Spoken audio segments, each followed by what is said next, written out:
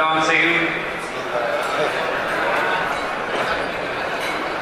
It's been a long day. I know everybody is struggling now after an extraordinary afternoon of presentations.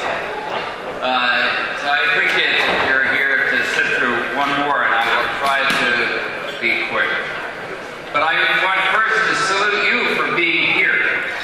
This afternoon had the opportunity to watch the video of the demonstration yesterday. I wasn't in Washington until this morning.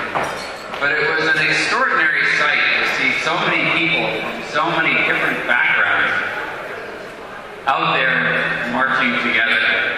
I have been speaking at small public events, and I've seen many of the people here at those events. Most of them, you look out at the audience and they're aching men in white hair. It's nice to see there is not all white hairs here, and also that there are more women involved than I've seen in quite some time. 12 years ago, as I think many of you know, I was in Asmara, and I was then working on a country handbook with the Ministry of Information, living in the city about half the time. 2 months there, 2 months here. I had an apartment in Korea. I was aware of the debate that was going on inside the PFDJ at that time. Starting in 1998, after the outbreak of the war. And in 2000, I started recording those conversations. And of course, I think a lot of you are familiar with them. They ended up being the basis for the book Conversations with Eritrean Political Prisoners. But it was clear throughout 2001 that the preparations were accelerating for a major purge. The turning point for me in terms of going public with my own views about this came after an encounter in the Ambassador Hotel. I was sitting in the lobby with my wife, who was there at the time, and I was met by a young Eritrean who said, "You know, you probably don't remember me, but I met you in 1977 in a refugee camp in Sudan. I was just a small boy at that time, but my parents and my family had come out from Asmara. And we went from there to the Netherlands. And I kept learning about what was going on inside my country by hearing your broadcasts on the BBC and reading your stories. And I was very inspired by that, and so I became a journalist. So I was very touched by this story. Then he turned to me and he said, "I know you know what's going on right now. We need you to say something." And I sat back and I thought about it. And of course, I knew what was going on. And like many people who were there seeing it firsthand, I was keeping quiet. It was not long after that I gave an interview with Sati, which got me called into the PFDJ for a criticism session. And then, of course, in September of 2001 came the arrest, the shutdown of the press, and the beginning of a much more systematic implementation of a police state. After watching that for a month or so, I did a long interview on Asmarino. And after that, when I was back in Asmara, I got called in again, this time by Kisha, who again said that I had to stop what I was doing in public. I continued at that time to raise questions and to speak out, and in 2002 I was finally asked to leave by none other than Naisky Kiflu. It was another year before the regime began to denounce me, and that came after I made a public statement and published a paper called Enough, a critique of Eritrea's post-liberation politics. And I've often asked what got you to that point. If anybody is interested in reading that paper, it is up on my website. and that website is danconnell.net. I copy all the articles that I publish, and I post them up there, so you can read that as well as more recent articles and the articles based on my trips to Ethiopia and Israel. But I often think about that young Eritrean journalist and what he said to me.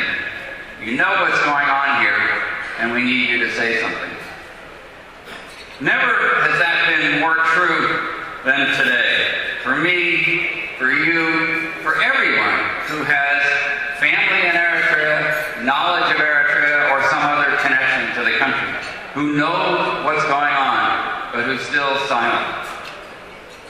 It's time for everyone who knows something to say something and to do something.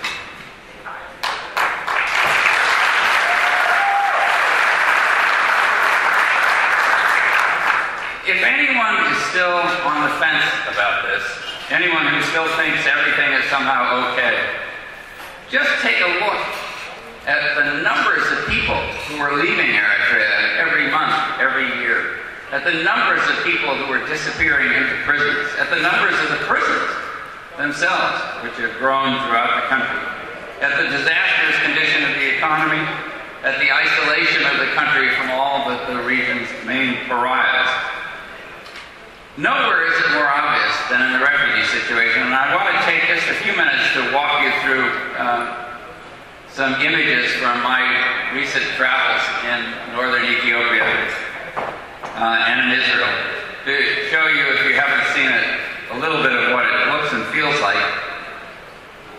But first, a small walk through memory lane, back to where this began for me, just to, of course, underline the long road that I too have come. Many of you will recognize this picture. It's from 1977. I'm on my way across near Garafit in Sudan, on the way into the field during the summer rainy season. That year I spent 6 months in the field. My old friend. This was in 1979 in a bunker in Nakba behind the lines, and of course this is after the strategic withdrawal. I'm not going to take you through the whole experience, but just take you back to this guy. I'm there trying to talk him into letting me go behind the lines to see what the situation was for the population up in Kabasa. You will remember what Solomon, everybody, of course, in the command structure was living underground at the time. I set out in the summer of 1979 on foot to go up around Alphabet. We left from Nakba, we walked around Alphabet, up through Gelab, down to Sheb, and then up to Filfil, and just outside Zagreb. Along the way, I had one of the most insightful experiences in my work as a journalist there, seeing just how dedicated the population was to continuing the struggle for their freedom. Away from where the main journalists would go, away from actually where the party was too, but seeing that the EPLF at that time was operating behind the lines throughout there, that I talked with people in small villages and communities throughout about their commitment, why they kept going. It all went very well most of the time. The only bad experience I had was when some thought I was a captured Russian pilot and almost came after me. Skip to the end of the decade, of course, after many more difficult and costly battles came the victory, and the great hope that finally Eritrea would be not only liberated but free. Throughout the 1990s, of course, there was a struggle going on over the direction of Eritrea, mostly waged behind the scenes, and all of it came to a head in 1998, when Eritrea went back to war with Ethiopia. And that war provided the mechanism for Isaiah to consolidate power and end all talk of a democratic transition. And I think it's worth really thinking about how calculated that action was. This is outside Sarona in 1999, just before the second round. After a battle that took place out there, you can see Ethiopia in the background. And of course, what you end up with is a situation that looked very much like Meda in the 1970s and 80s. And in effect, this was the point where Isaiah turned the whole country into a liberated zone and resumed ruling it as if he were still the head of the EPLF and not the president of a country. And nothing has changed since then. In 2001, of course, the door was closed finally on all public debate over these issues, and any instance of dissent was squashed. And that has only intensified ever since. I returned to the area in May of last year, almost exactly a year ago, to spend time in Addis and then up in the refugee camps, just up in northwestern Tigray, just over the border. And I just give you a feel for what that looked like. This is it's not a very good map, but this is the scan of the UNHCR map, where you see that the three main camps in the northwest are grouped around Selassie. Connell is right near the border. That's the first one that was set up in 2004. Ayani, the largest now, is to the south of Selassie on the road moving down toward Gandar. And Adi Harush is a little bit south of that. First, Adi Harush, which is the most recent one. But this is what it looks like in a new camp. UNHCR gives out tents. People set up in these tents, and then over time, if they're staying there, they gradually build houses out of whatever materials are at hand. In the case of Connell, which has been there almost a decade, the housing looks like a small village, all made of adobe and nicely painted. But Adi Harush is still pretty primitive. This is one of the poorest, most arid areas of this part of Ethiopia. A very difficult place for anyone to live, and especially difficult for people who come from Asmara, or at least from the highlands around Sanafe and Sarona and that area, which many do. One of the things that you notice, and this, of course, I know everybody here is aware of in these pictures, is that these camps look very different from the typical refugee situation. What do you usually see in a refugee camp? You see mostly women and children and older men. Here, what you mostly see is younger men and women. You also see Eritreans, as Eritreans do everywhere, recreating a semblance of home. This is an Orthodox church that's in Miami. And what would an Eritrean community be without a bar royale?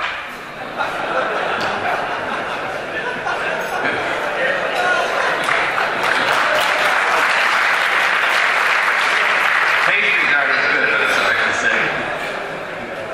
But the atmosphere was.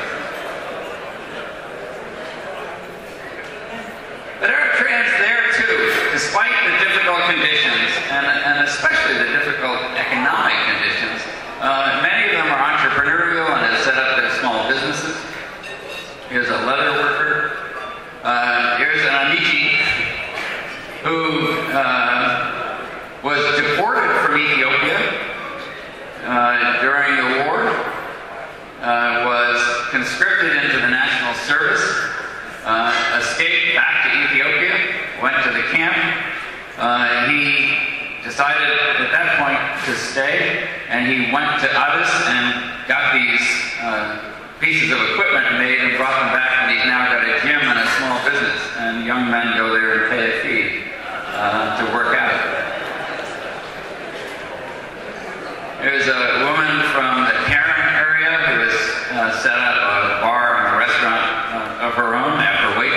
until she could save enough money and then getting some help from the Ethiopian Refugee Authority. Other women who have set up a hair salon. There are small businesses like this all through the camp. Miami is the most active economic and social and political center now among the camps. Shemelba tends to be in a state of decay and disorganization because so many people have left. 5,000 people have been given a chance to live here or in Australia. This is from Shemelba. You'll recognize the kunama in the foreground. There's a monthly distribution. Much of the relief goods come from the U.S. The World Food Program supplies it. The Ethiopian Refugee Authority manages everything. Throughout the camps, of course, you'll find young children in many spots. Some born in Ethiopia. You'll also find a growing number of unaccompanied minors who Dr. Alganesh has been helping as well. And in Miami, there's a section set aside for the unaccompanied minors. They try to separate the girls and the boys and also to keep them protected from falling into the trafficking schemes. So you have dormitory-like situations for the teenage girls. They come sometimes one by one, two by two, but there's a steady flow of young people. Often they come looking for older relatives, siblings, a parent. Most of the time, the person they're looking for has already moved on, so they find themselves alone. But they, of course, are among the most vulnerable population in the camps. This is a girl who's not happy at being kept in a reception center. But the Ethiopians, I think quite rightly, were trying to make sure that they didn't put the younger people out into the camps on their own until they could be sure of their security once they got there. This is the reception center at Ndabaguma, the latest to come in, and of course look at the ages of the people who were there. They're almost all young people fleeing national service. Some of them who have been in national service already for 3, 4, 6, 7 years. Some who saw it coming and left before they were sent asylum. In January, I was in Israel seeing another aspect of the refugee situation. Many of the people there, of course, had come through Ethiopia or Sudan, but in many cases come through Ethiopia and then gotten to Israel in the 2008, 9, 2010 period, when the flow was fairly steady. After Libya was shut down, basically, for entrance, and the flow shifted to the east. This is from the Wall Street Journal article, and it maps the flows. It's a very useful article. And this is Levinsky Park in the heart of Tel Aviv, where some of the homeless Eritrean refugees live. There are now some 35,000 in Israel. They are the largest non-Arab minority in Israel. Somebody asked me earlier, what about the Ethiopians? The Ethiopians who were there come as Jews, and so they have a path to citizenship. The Eritreans don't. There is no path to citizenship for anyone in Israel who is not Jewish. So one of the things that Israel has done is that they have labeled all the refugees either economic migrants or, as they call them, infiltrators, to avoid having to deal with an undefined period of housing refugees. All of them are on temporary status. At least, I shouldn't say all. There are some who came before 2008 or 9 who have residency, temporary residency, but at least they have papers. But after 2009, they were all being issued 3-month permits to stay. So they're basically in detention, but allowed to go free. That means that they live with daily uncertainty over whether they'll be rounded up and put in a a detention center down along the border, or sent out either to Eritrea or to a third country. This is the inside of that tent. The situation there is difficult at many levels, although there are also a lot of very fine Israelis working in NGOs and other human rights groups trying to advocate for their rights and also to provide services and education, teaching English and Hebrew and other things to help the refugees get along. This is a library actually right in Levinsky Park, run by Israeli volunteers where refugees can take out books and DVDs and other materials. The ugly side of it was revealed when I was there by a demonstration of extreme Israeli nationalists who were calling for all the Africans to be deported.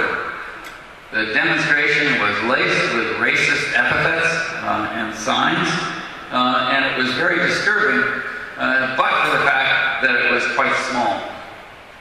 Now, if you followed this story through coverage on the Eritrean websites, you know that more than a year ago there was an outbreak of xenophobic violence aimed at many of the refugees. And some terrible things happened. People beaten up. There were people firebombed. One of them was a man who asked that I not photograph his face, who was still recovering 8 months after the apartment that he was living in was firebombed in the front door. So he had to get that door open to get himself and his wife out the door before the whole place burned down. The flip side to that was that an Israeli who was very upset at what happened has been funding all of his medical rehabilitation, and he is now, he's left Jerusalem where it happened and is living in a place called Hatikva right outside of Tel Aviv. While I was there, I also traveled south to the border, down to the detention center, and this is as close as I got. I didn't want to go in because I didn't know if I'd get out. But I went down to the border to see the situation there as the flow of refugees was slowed to practically a trickle at that point, because the Israelis had instituted a policy to stop the flow of refugees by putting out a very sophisticated border fence that was electrified and had sensors all through it and made it very difficult to get in. I think there were maybe 24 people a month who were getting in after the numbers had been up in hundreds. I also had a chance to interview a number of survivors of the Sinai situation that Dr. Alganesh talked about, the kidnapping and ransom operation going on there. And I talked to one of the last who was able to get into Israel before they basically closed the door. He was a young computer operator who had been hung by his hands while molten plastic was dripped on him. And you can see the results. He was now released by the Israelis. If you're a torture victim, they do release you and get you medical care. But, as I said, he was one of the last to get in. The Israeli solution to this problem is basically to close the door and leave it as someone else's problem. That's the border fence. It stretches from the Mediterranean to the Red Sea, unbroken the whole way. And that's it for the slides.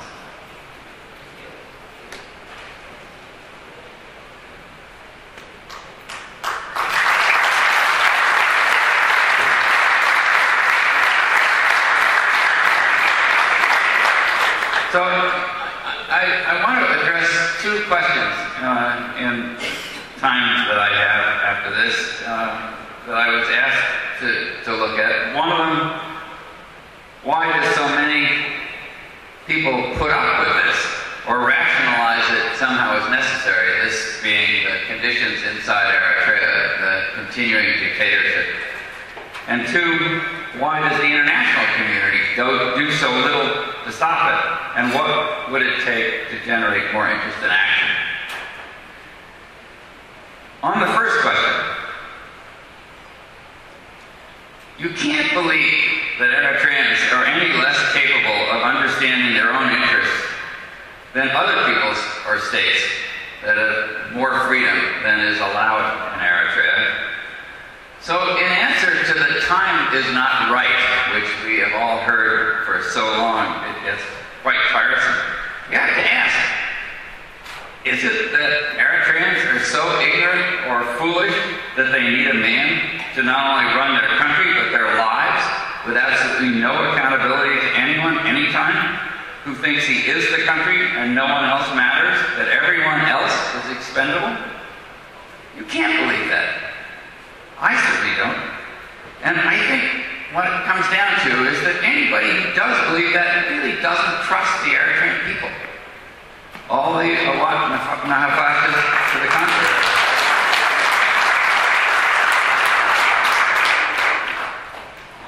For most people who are still quiet about this, it comes down to the fear of the threat from Ethiopia. So what is the Isaiah's regime's record on dealing with that threat? Is it any safer now than it was 15 years ago? Is Eritrea any stronger? Is it any more secure? I think that has to be the measure by which to judge the rightness or wrongness of this argument. We all know the answer if we look at the evidence. Ethiopia, on its side, is growing by leaps and bounds at an extraordinary rate, modernizing its infrastructure, expanding its trade, growing businesses, becoming a regional powerhouse. It's no model of democracy, for certain, but it's internally stable and playing an ever larger role on the regional and global stage, while Eritrea stagnates. The regime in Asmara hopes the export of gold and other minerals will rescue them. But does anybody have any idea what they'll do with new revenue if they get it? Does anyone know the regime's development strategy? I don't think so. Meanwhile, even the defense of the nation has suffered as the leadership of the armed forces has stagnated, as corruption has increasingly infected others, and as the rank and file have voted with their feet to leave. Stop and think about it. The EDF is weaker now than it's ever been, largely due to Isaiah's leadership and the policies he's forced on the rest of the country. And Eritrea is more vulnerable to an outside threat than it's ever been. Ethiopia is stronger, Eritrea is weaker. So, is the threat from Ethiopia a justification, a valid justification for all this? Personally, I don't think for a minute that Ethiopia has designs on reconquering Eritrea. The result would be a disaster for them. It would be an endless insurgency, and I think everybody here would support that. So what do they want? The one thing I think it's clear that Ethiopia wants is access to the ports. A negotiated long-term agreement for access, much as they have with Djibouti and other ports in the region. Would they like to dominate Eritrea? Of course. They're a big power with big interests. Should everyone trust Ethiopia? Of course not. It will act on its own interests, not yours. Just like the US, the EU, and like every other state. That's what states do.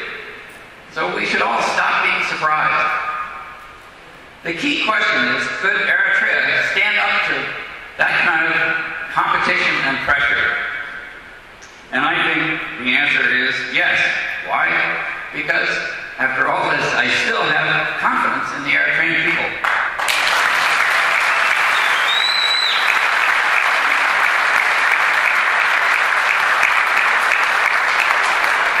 So what about the rest of the world? My second question.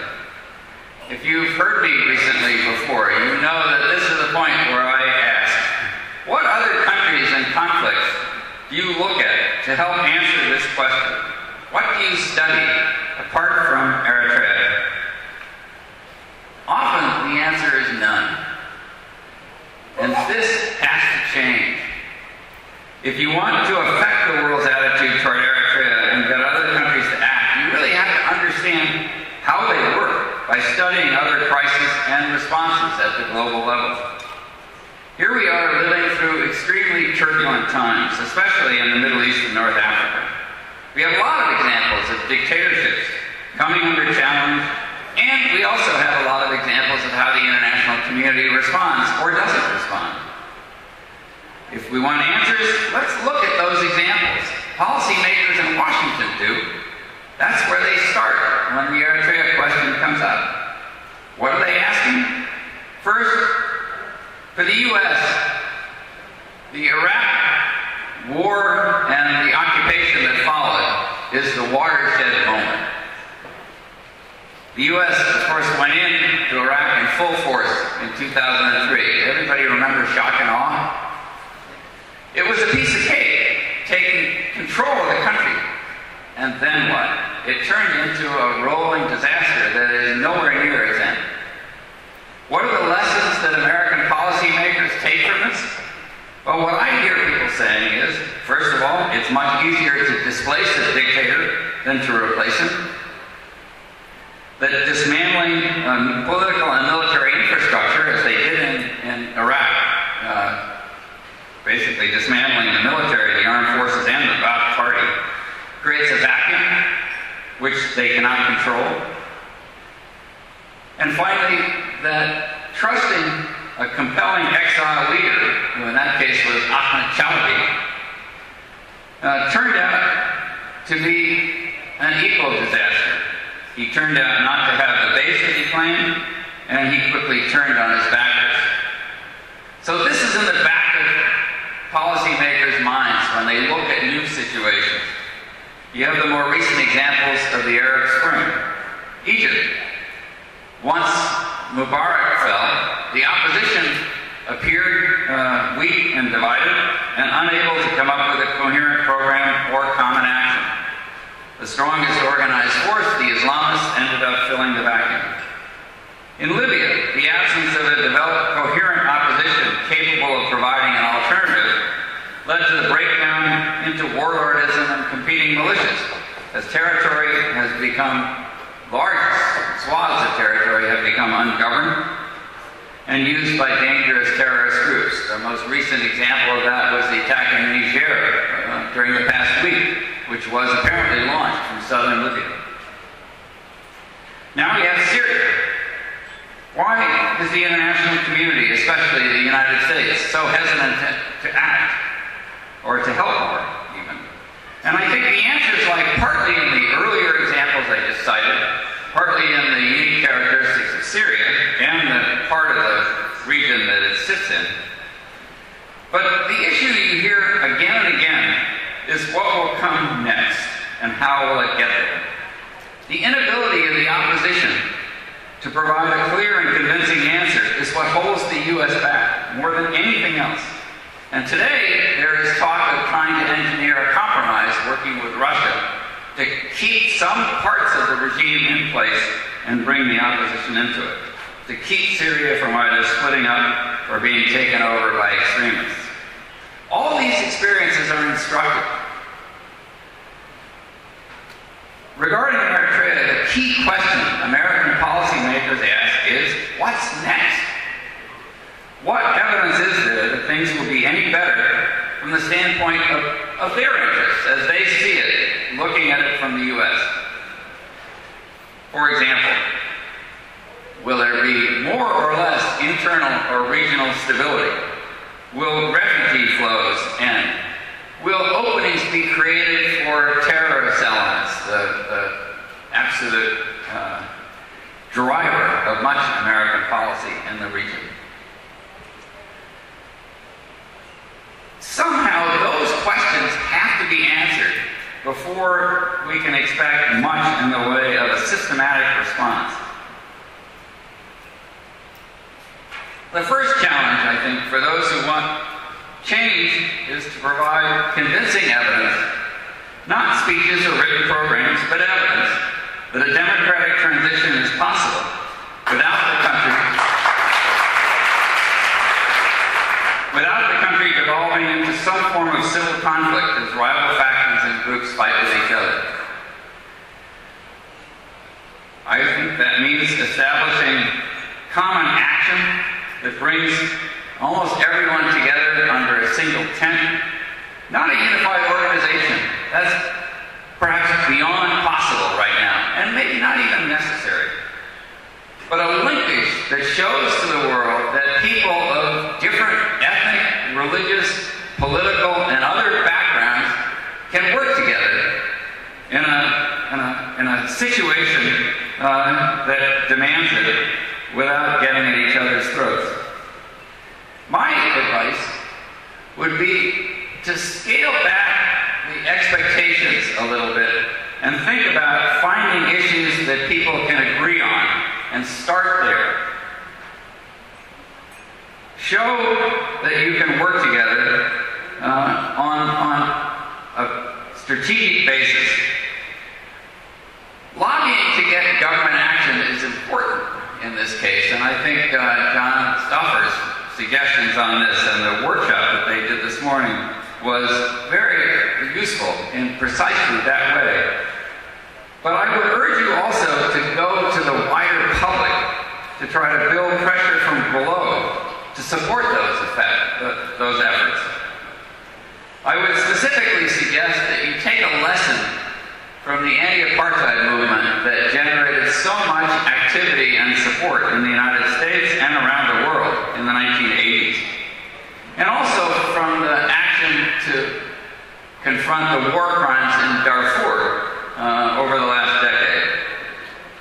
In each case, you had a constituency that was developed at the base of the society around a handful of issues, sometimes oversimplifying the situation, but a handful of issues that Americans, who can't always hold too many issues in their heads at once, could get behind, and specific demands that people could empathize with and easily support. Now, you may have to struggle through many other issues to get organizational positioning from the standpoint of building a viable alternative. But if you're thinking about how to get world response, a campaign that targeted firms doing businesses in South Africa, in Eritrea, much like the one that was done around South Africa, much like the one that was done around Darfur, would work. Focusing mainly on the mining companies involved in the current gold rush, and built around a call for a boycott of those companies and divestment, which means basically getting institutions, colleges, states, other institutions to go to their brokers and say, I don't want to own any stock in the company that's doing business in this country. Take a lesson from Forto and call for things that everyone can agree on and that appeal to an international audience.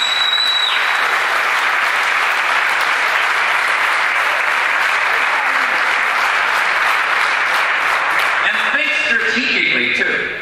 What's going to generate the most response from a wider public who is not familiar with Eritrea, and what would weaken Isaiah's ability to govern? I don't think you can organize a campaign for regime change. But you can organize campaigns that will make regime change more possible. The demands, the only ones that got out on the TV before they pulled it off the air were for the implementation of the Constitution and the release of political prisoners. I suspect the list would have been longer. The other one that I would certainly suggest is an end to unlimited conscription into national service. Partly because it is so easy to tie that together with so many other issues, the refugee issue, the trafficking issue, and so on. And partly because the pressure on Isaiah on that would, again, weaken his ability to govern. I think, as I said, there are a lot of issues that people would like to get together around, and I don't mean to take those off the table, but take them out of the mix of a campaign like this that is aimed at a wider non-Eritrean public. A call for such a campaign would have to come from a group that everybody could somehow work with or trust, that doesn't carry too much baggage. And to me, that almost inevitably means the younger generation, because the rest of us carry so much baggage. But you can develop a campaign. You can develop a campaign around a set of issues like those we just talked about, that everybody, you can have differences over armed struggle, over democratic struggle, over relations to Ethiopia or not, but you can still sign on to something like this without compromising yourself or anybody else.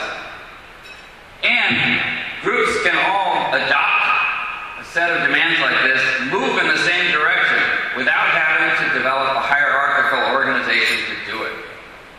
So it is possible, through a campaign structure, rather than an organization structure, to get action that gives everybody a role in it.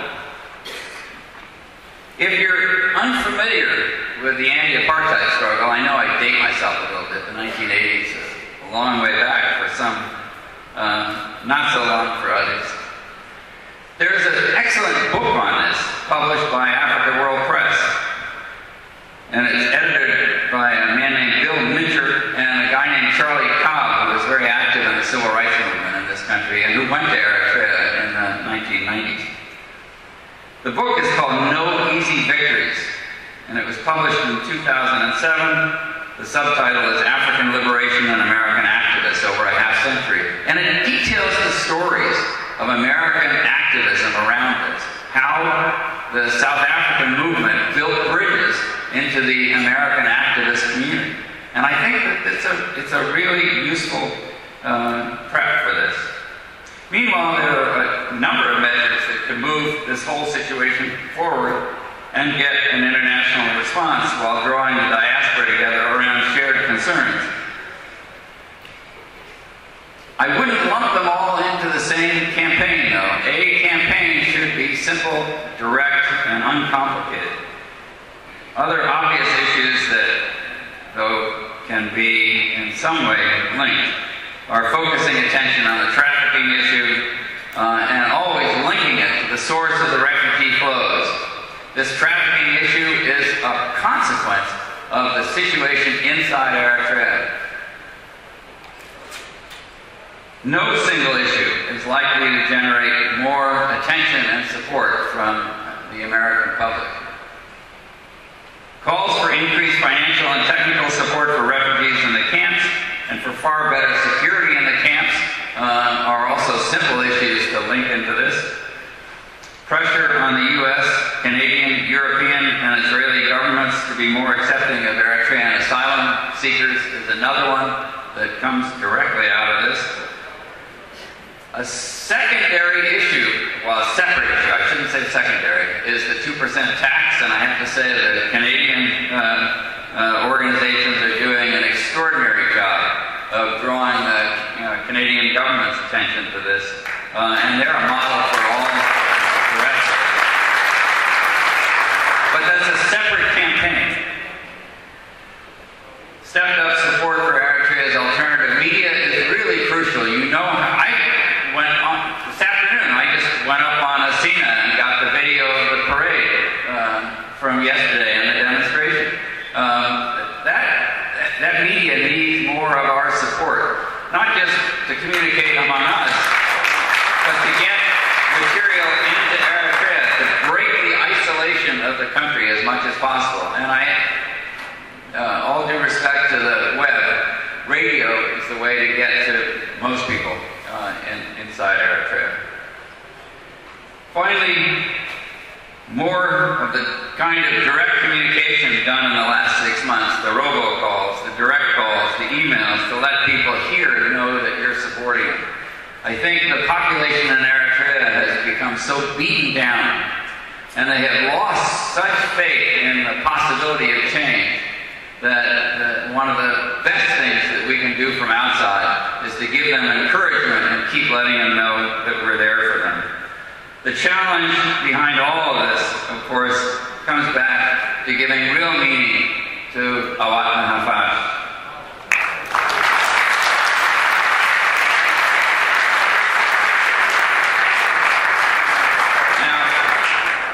This is a wonderful conference, but I want the next one to be at the Intercontinental Hotel in Assenna.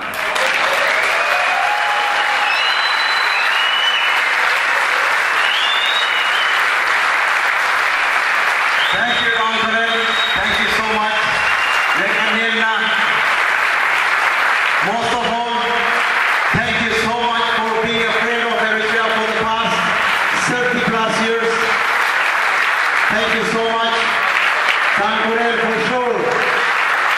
In the democratic Eritrea, for sure you will get one of the city's key, be it Karen, Asma, Asab, Mandefara, Masawa, Akordat, Nakpa, and Barantu. It's your choice. It will be your choice. Thank you so much.